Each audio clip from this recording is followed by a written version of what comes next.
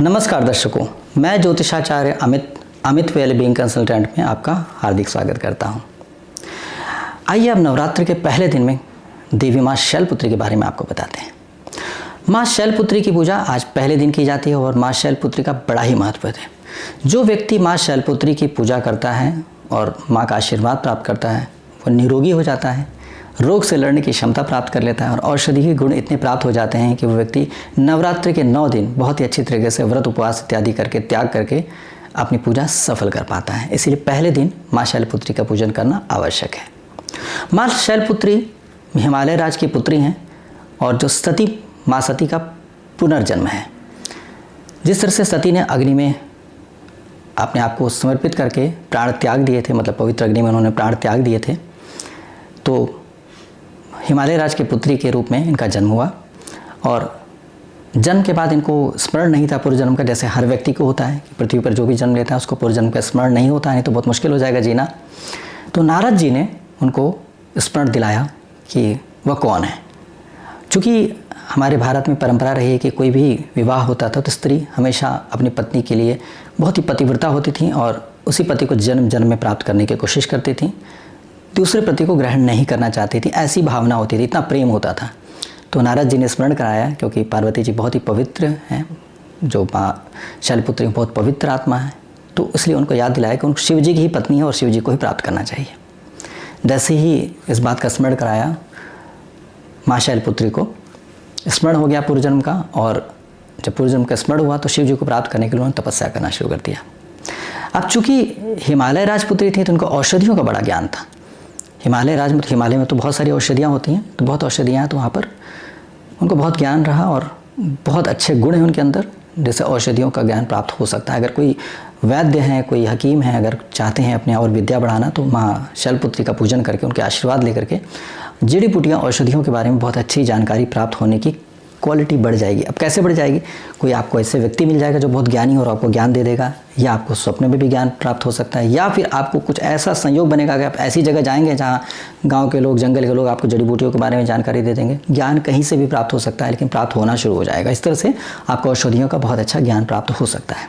फिलहाल आप पूजा करने जा रहे हैं, तो पूजा करते समय अगर देवी माँ का स्मरण करेंगे तो आपका, और देवी माँ का आशीर्वाद मिल गया तो आपकी पूजा बहुत अच्छे से सफल हो जाएगी। आप रोग कष्ट से बच सकते हैं और निरोगी होकर के अच्छी स्वस्थ देह के साथ बिना कष्ट के आप 9 दिन उपवास व्रत जो भी करना चाहते हैं आप कर पाएंगे और सफल हो पाएंगे। तो यह होती देवी की कृपा।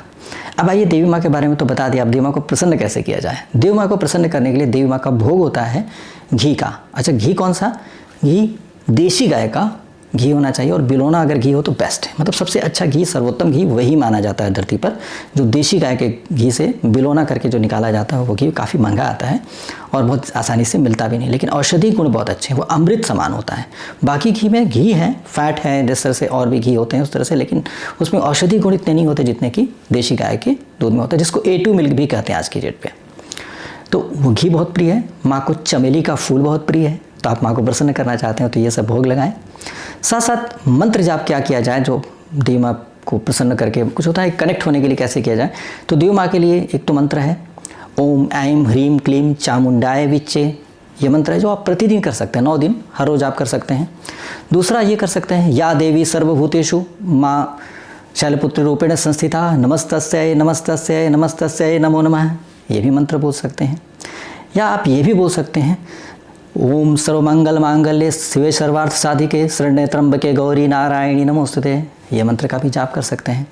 इस तरह से आप अगर मंत्रों का जाप करेंगे तो बहुत ही अच्छे तरीके से आप देवी माँ को प्रसन्न कर सकते हैं और देवी माँ से जुड़ सकते हैं, उनकी वाइब्रेशन से आप जुड़ सकते हैं। और देवी माँ के साथ जुड़ने से आपको फ़ायदा हो जाएगा कि आप देवी माँ की वाइब्रेशन प्राप्त कर पाएंगे और लाभ ले पाएंगे और अपने आप को बहुत ही बेहतर कर पाएंगे। कोशिश करिए कि आज के दिन आप निराजल व्रत कर सकते हैं तो बहुत अच्छी बात है, मतलब बिल्कुल पानी भी ना लें। जैसे आप कोई भी बाहर की चीज़ अपने शरीर के साथ जोड़िए मत, किसी के साथ ज़्यादा बातचीत भी मत करिए, शांत रहिए। अगर किसी से जुड़ना ही है तो देवी माँ से जुड़ जाइए। जैसे आपके अंदर बहुत जो हलचल चल रही है, गड़बड़ियाँ चल रही हैं, नेगेटिविटी चल रही है, वो नेगेटिविटी को स्कोप नहीं मिले आपके साथ जुड़ पाने का, डिस्कनेक्ट कीजिए और देवी माँ के साथ जुड़िए, पॉजिटिविटी के साथ जुड़िए और उसके बाद पूजन शुरू कर दिए 9 दिन की। नए साल की शुरुआत हो चुकी है आज के दिन से ही, तो इसीलिए आप नए साल में 9 दिन बहुत अच्छे से पूजन करेंगे तो बहुत ही अच्छे तरीके से आपको लाभ मिलेगा। हालांकि इस बार एक दिन मिस हो जा रहा है, मतलब तृतीया जो हो माँ चंद्रघंटा की पूजा इस बार नहीं हो पा रही क्योंकि वो दिन मिस हो जा रहा है उदया तिथि के हिसाब से। लेकिन कोई चाहे तो दूसरे दिन माँ ब्रह्मचारिणी के पूजन करने के बाद 9:11 के बाद आप पूजन कर सकते हैं माँ चंद्रघंटा की, और उसके बाद अगले दिन तो चतुर्थी हो जाएगी, तो इसलिए चतुर्थी देवी की पूजा हो जाएगी। तो इसलिए इस तरह से करके आप पूजन करेंगे तो आपको बहुत अच्छा लाभ मिलेगा और आप अच्छे तरीके से दिन का लाभ लेकर के नवरात्र को शुभ बनाएंगे, अपने वर्ष को भी शुभ बनाएंगे। मेरी ओर से ढेर सारी शुभकामनाएं नव वर्ष के लिए और नवरात्रि के लिए।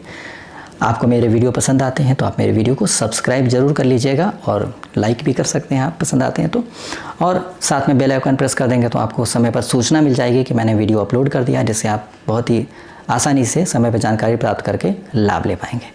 बहुत बहुत शुभकामनाएं। धन्यवाद। नमस्कार।